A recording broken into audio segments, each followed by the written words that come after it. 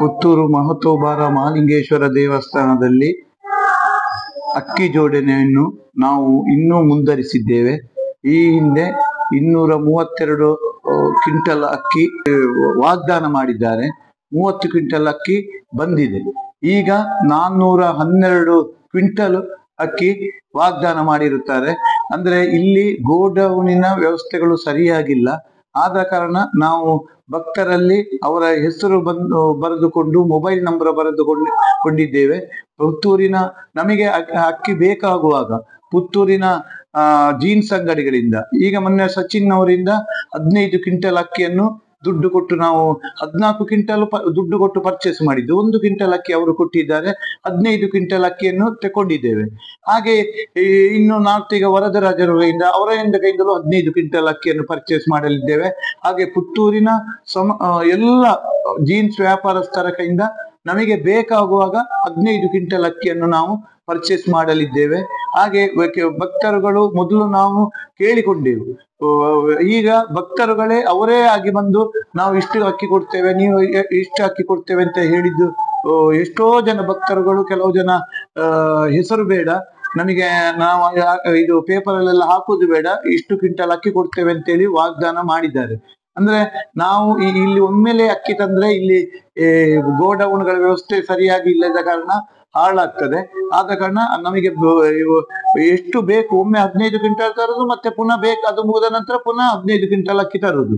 ಅಂತ ವ್ಯವಸ್ಥೆಯನ್ನು ನಾವು ಈಗ ಅಚ್ಚುಕಟ್ಟಾಗಿ ವ್ಯವಸ್ಥಿತ ರೂಪದಲ್ಲಿ ಈಗ ನಮ್ಮ ಸಮಿತಿ ಮಾಡ್ತಿದೆ. ದೇವಸ್ಥಾನಗಳಲ್ಲಿ ನಾವು ಒಂದು ವ್ಯವಸ್ಥಿತವಾಗಿ ಸರಿಯಾಗಿ ಮಾಡಿದ್ರೆ ಭಕ್ತರು ಸ್ಪಂದಿಸ್ತಾರೆ ಅಂತ ಹೇಳುವುದಕ್ಕೆ ಪುತ್ತೂರು ಮಹತೋಬಾರ ಮಹಾಲಿಂಗೇಶ್ವರ ದೇವಸ್ಥಾನವೇ ಸಾಕ್ಷಿಯಾಗಿದೆ. ಅದಲ್ಲದೆ ಈಗ ಧರ್ಮಸ್ಥಳ, ಸುಬ್ರಹ್ಮಣ್ಯಗಳಲ್ಲಿ ಹೊರ ಊರಿಂದ ಬಂದ ಭಕ್ತರು ಕಾಣಿಕೆ, ಇದು ಅಕ್ಕಿ, ಜೀನ್ಸ್ ಸಾಮಾನುಗಳನ್ನೆಲ್ಲ ಕೊಡ್ತಾರೆ. ಆದರೆ ಪುತ್ತೂರು ಮಹತೋಬಾರ ಮಹಾಲಿಂಗೇಶ್ವರನಲ್ಲಿ ದೇವಸ್ಥಾನದಲ್ಲಿ ನಾನು ಕಂಡಂತೆ ಹೆಚ್ಚಿನ ಈಗ ಅಕ್ಕಿ ಆಗಲಿ, ಇವತ್ತು ಇದು ಸೇವಾ ರೂಪ ಆಗಲಿ, ಮತ್ತೆ ಕಾಣಿಕೆಯಾಗಲಿ ಊರ ಭಕ್ತರುಗಳೇ ಜಾಸ್ತಿ ಕೊಡ್ತಾರಂತೇಳಿ ನನಗೆ ಅನಿಸ್ತದೆ. ಇವತ್ತು ಪುತ್ತೂರು ಮಹತೋಬಾರ ಮಹಾಲಿಂಗೇಶ್ವರ ದೇವಸ್ಥಾನ ಗದ್ದೆಯಲ್ಲಿ ಒಂದು ಕಡೆ ಇದು ಪಿಲಿಗೊಬ್ಬು, ಮತ್ತೊಂದೆಡೆ ನಮ್ಮ ಪುತ್ತೂರು ಉತ್ಸವ, ಇಂಥ ಕಾರ್ಯಕ್ರಮಗಳೆಲ್ಲ ನಡೀತಾ ಇದ್ವಿ.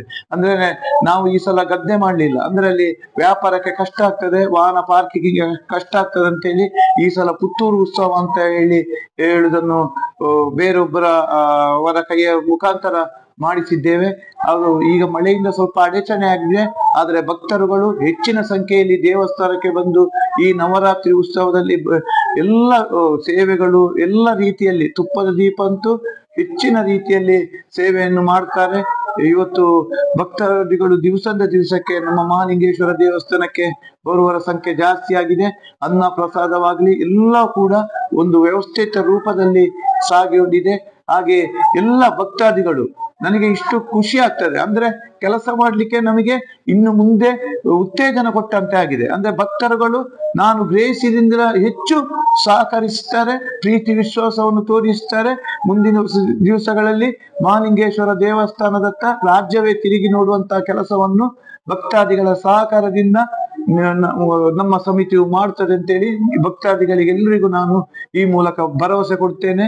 ಈ ಎಲ್ಲರಿಗೂ ಮಹಾಲಿಂಗೇಶ್ವರ ದೇವರು ಇಡೀ ನಮ್ಮ ಊರಿಗೆ ಸುಮಂಗಲವನ್ನು ಉಂಟು ಮಾಡಲೆಂದು ದೇವರಲ್ಲಿ ನಾನು ಈ ಸಂದರ್ಭದಲ್ಲಿ ಬೇಡಿಕೊಳ್ಳುತ್ತೇನೆ. ಸುದ್ದಿ ಚಾನಲ್, ಕ್ಷಣ ಕ್ಷಣದ ಸುದ್ದಿಗಾಗಿ.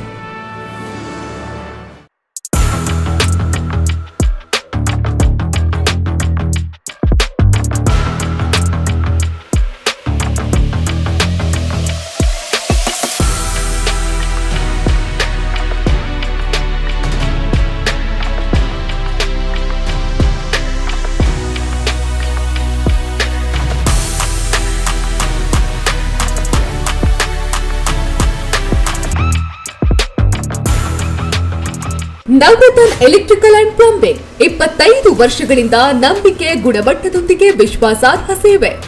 ಒಂದೇ ಸೂರಿನಡಿ ಅತ್ಯಂತ ಕಡಿಮೆ ಬೆಲೆಗೆ ಗುಣಮಟ್ಟದ ವಸ್ತುಗಳು.